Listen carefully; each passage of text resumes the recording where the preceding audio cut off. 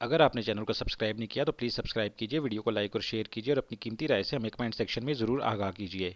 Movie के start में हम 1989 में होने वाली एक रेस देखते हैं, जिसमें एक रेसर रिफ्यूलिंग के लिए अपनी गाड़ी रोकता है तो वो अपने बेटे डॉम को एडवाइस करता है कि हमेशा बुरे लोगों से दूर रहना और हिम्मत से काम लेना। और इसके बाद वो रेसर दोबारा रेसिंग ट्रैक पर आ जाता है।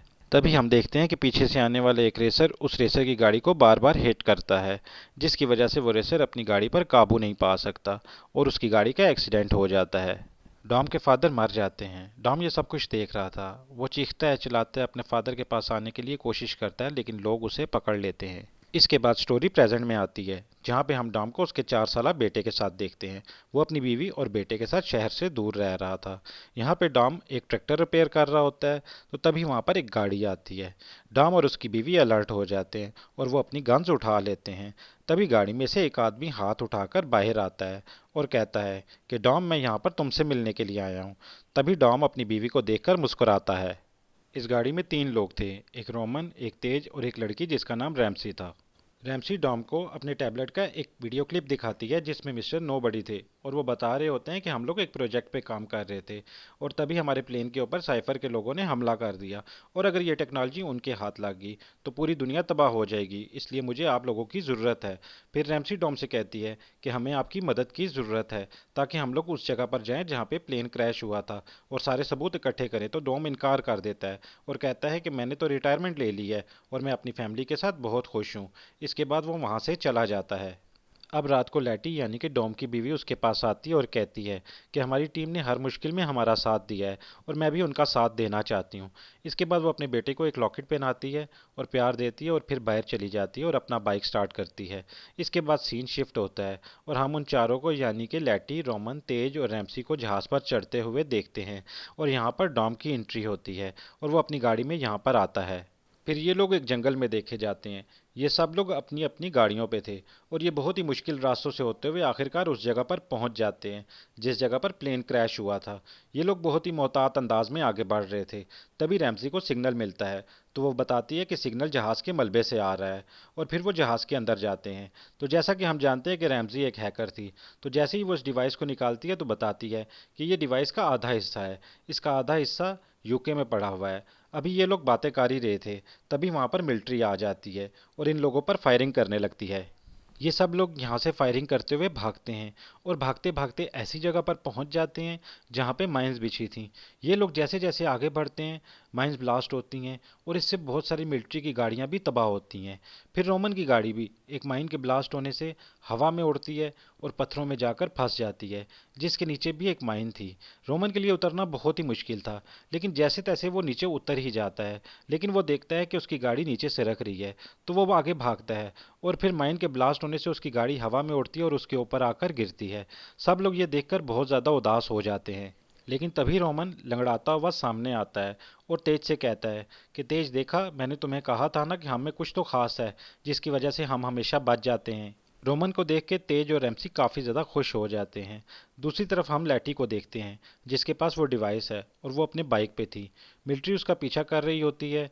फिर उसकी बाइक को एक गाड़ी हिट करती है, लेकिन डॉम वहाँ पर आ जाता है और लैटी को गिरने से बचा लेता है। फिर यहाँ पर जैकब की धमाकेदार एंट्री होती है, जो कि इस मूवी का मेन कैरेक्टर है, और जब लैटी गिरती है तो वो डिवाइस भी उससे गिर जाती है। जैकब वो डिवाइस उठाता है और फिर वो वहाँ से भाग जाता है। डॉम लैटी से कहता है कि फ़ौरन से गाड़ी के अंदर आके बैठो। फिर वो जैकब का पीछा करने लगता है। अब डॉम जैकब के पीछे था और मिलिट्री के हेलीकॉप्टर्स डॉम के पीछे, तो वो इनकी गाड़ी पे मिसाइल फायर करने लगते हैं, लेकिन ये लोग बच जाते हैं। जैकब अपनी गाड़ी को पहाड़ी से नीचे गिरा देता है क्योंकि वो इन्हें डिवाइस बिल्कुल भी देना नहीं चाहता था।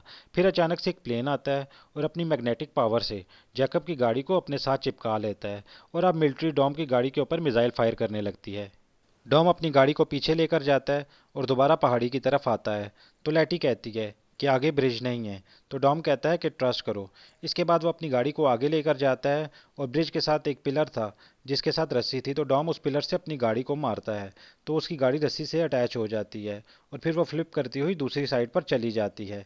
फिर ये लोग एक जहाज़ में दिखाए जाते हैं जहाँ पे लैटी सबको बता रही होती है कि जैकब कोई और नहीं बल्कि डॉम का ही भाई है, और जब डॉम के फादर की डेथ हुई थी तब जैकब वहीं पर था और ये डेथ उसी की वजह से हुई है।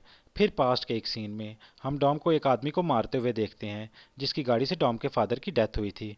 फिर डॉम को जेल भी हो जाती है और जेल में डॉम से जैकब मिलने के लिए भी आता है, लेकिन डॉम जैकब से कोई भी बात नहीं करता। फिर सीन प्रेजेंट में आता है जहाँ पे जैकब साइफर को वो डिवाइस देता है और दूसरे पार्ट का पूछता है, तो साइफर उसे बताती है कि इसका दूसरा हिस्सा लंदन में है, तुम्हें वहां पर जाना होगा। फिर हम डॉम को और उसके साथियों को समंदर के नीचे एक टनल में देखते हैं जो कि मिस्टर नोबडी की जगह थी। यहाँ पे रैमसी बताती है कि इन्हें डिवाइस का दूसरा हिस्सा ढूंढना होगा। पता है वो डिवाइस क्या कर सकती है? वो स्पेस में सारी सेटेलाइट्स को कंट्रोल कर सकती है और फिर वो किसी भी चीज़ को तबाह कर सकती है। ये डिवाइस दो टुकड़ों में है, अगर ये टुकड़े मिल भी जाएं तो इसे स्टार्ट नहीं किया जा सकता, इसके लिए एक की ज़रूरत है और ये की उस आदमी का डीएनए है जिसने ये डिवाइस बनाई थी और वो आदमी तुम्हें टोक्यो में मिलेगा। फिर ये सब लोग काफ़ी ज़्यादा शॉक्ड हो जाते हैं जब ये हान की तस्वीर देखते हैं। हान वही था जो टोक्यो ड्रिफ्ट में मारा गया था। उसके बाद लैटी और मिया कहते हैं कि हम लोग टोक्यो जाएंगे और फिर हमें पास्ट का सीन दिखाया जाता है जहाँ पे डॉम 2 साल बाद जेल से फ्री हो चुका था।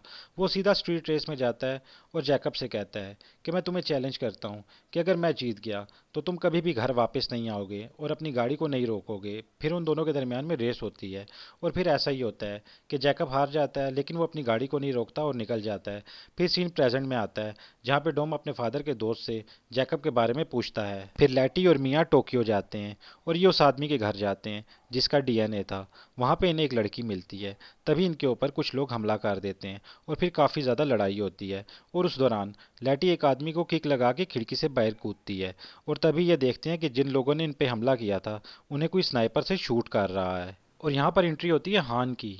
वही हान जो टोक्यो ड्रिफ्ट में मरते हुए दिखाया गया था, जिसे देखकर लैटी और मियाँ बहुत ज़्यादा खुश होते हैं। और फिर हम देखते हैं कि रोमन, तेज और एमसी तीनों लंदन में हैं और वो इस डिवाइस का दूसरा हिस्सा ढूंढने के लिए गए होते हैं। और वहीं पे हम देखते हैं कि डॉम अपनी गाड़ी में होता है और उसे पता चलता है कि जैकब ने उस डिवाइस का दूसरा हिस्सा चुरा लिया है।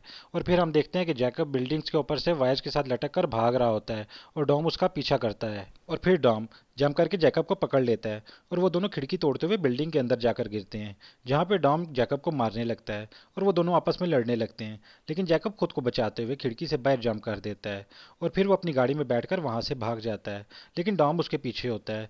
अब जिस ट्रक में डॉम था उस ट्रक को रैमसी चला रही थी, जिसे ड्राइव करना बिल्कुल भी नहीं आता था, लेकिन डॉम के कहने पर रैमसी ट्रक ड्राइव करती है और फिर वो लोग जैकब का पीछा करते हैं।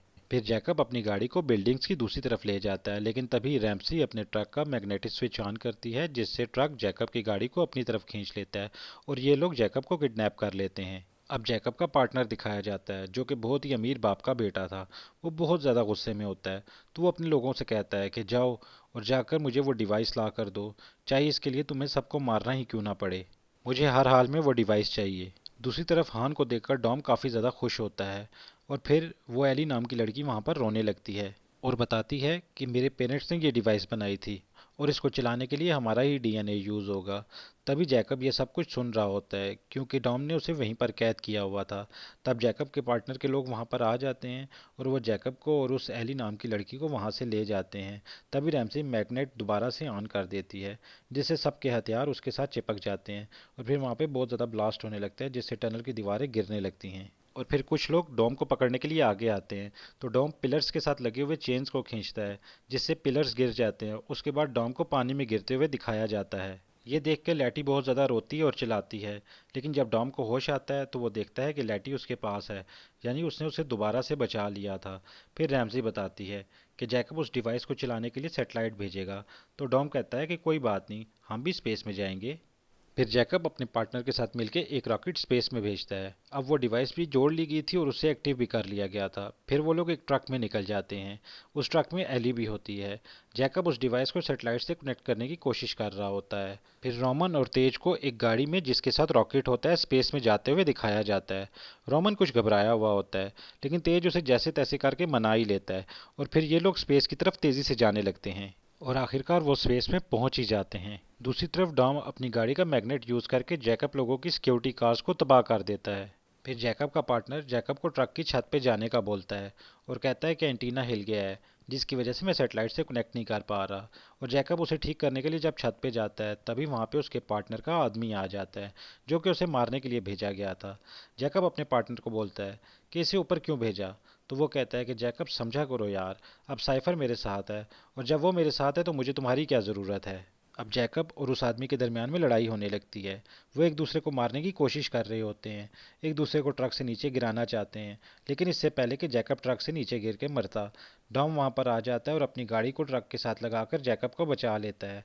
फिर जैकब अपनी गाड़ी में होता है और डॉम अपनी गाड़ी में, और ये दोनों गाड़ियां ट्रक की दोनों साइडों पर होती हैं, और अब वो दोनों गाड़ियां ट्रक के आगे की तरफ थीं। और फिर दोनों गाड़ियों के मैग्नेट ऑन किए जाते हैं, जिसकी वजह से वो बहुत बड़ा ट्रक उलट जाता है। अब डॉम और रैमसी दोनों ट्रक के ऊपर आ जाते हैं और ट्रक के अंदर ग्रेनेड्स फेंकते हैं, जिससे वहाँ सारे लोग मर जाते हैं।